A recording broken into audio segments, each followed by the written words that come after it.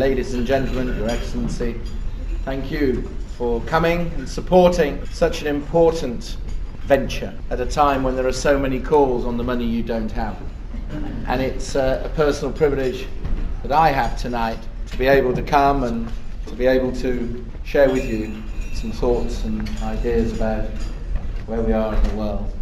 As you heard from Graham, my relationship with Brasov goes back some 9 years. And I chaired the Hospice in Birmingham for many years in the 90s. I'm still their patron today. And I understand and then understood the Hospice movement very well indeed. I thought it was brilliantly put by your chairman, who said, that lady who said, "I now know what I can expect in heaven." I can't think of a better way. In fact, I'm going to nick it because I thought it was a wonderful, wonderful way of explaining it. I've always believed that business is at its very best when it combines its wealth creation with its social inclusion. And socially inclusive wealth creation, for me, is the only way business can earn its laurels in life. And I think business has got every right to say to the governments of the world, let us create wealth. You see, business is the only agent in our society, actually, that pays any tax. Because if you think about it, it's only business that creates the wealth. But at the same time, I don't think we have any right to go into the court of public opinion. We have no right to stand up and ask to be allowed to get on and create wealth if we're not socially inclusive in the way we go about it. And that means reaching out, down, round and under those who can't. Those who won't, I'd stick an exocet up the chuff, frankly. But those who can't, it is, I believe, our obligation to do what we can when we can. And at a time when money is so difficult and so tight, it's just a joy to see you all tonight, obviously doing your bit to help such a wonderful cause. So I took that vision with me to the CBI. So whenever I went on an official visit to the CBI, I always used to say, I want to go and see some aspect of social inclusion. And I wanted to go and see the hospice in Brasov. And it was, as you said, a building site. And we helped it a bit then. And then I remember another visit I did there was when I was a minister. And of course, I was taken to Bucharest. And I said, I want to go to Brasov. Why would you do that, minister? Well, I want to go to the hospice. What's that got to do with trade? You know, the usual helpful civil servant. And I said, I'm doing it. To which you then get the most used word ever in the civil service. I don't quite know how you spell it, actually. And it's usually followed by the words, very brave, minister. And I said, I'm going anyway, and I did. And it was fully operational. It's a beacon of joy, of hope. It's just a place where you can feel enriched in your soul by being there.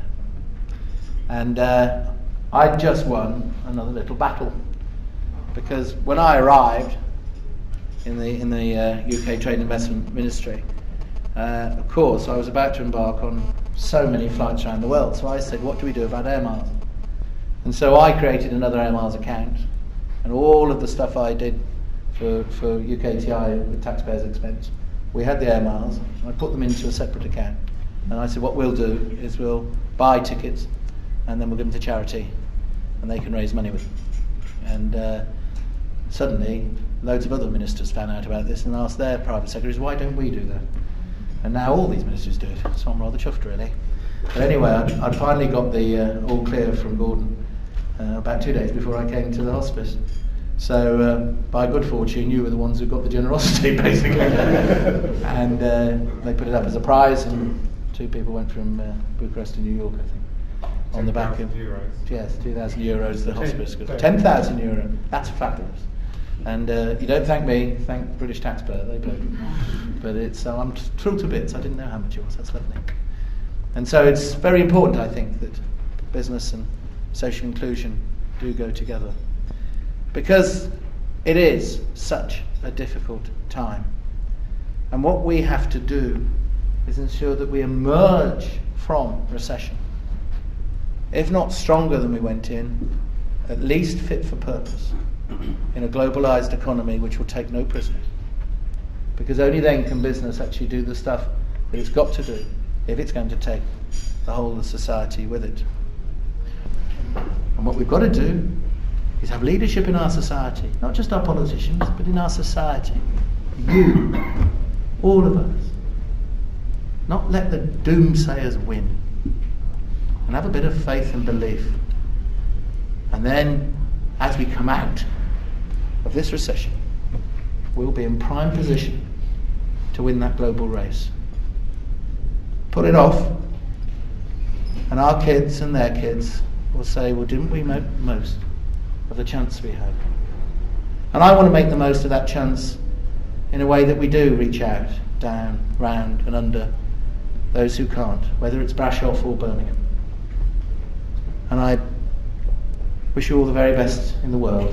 You're very special to me, and I am very luckily in some demand for helping charities, and I've chosen 4, and you're one of them, and I just consider it a huge privilege to be able to help you. And I'll close with this. I tell you now, if we don't pull it off, our kids will never forgive us. Thanks very much.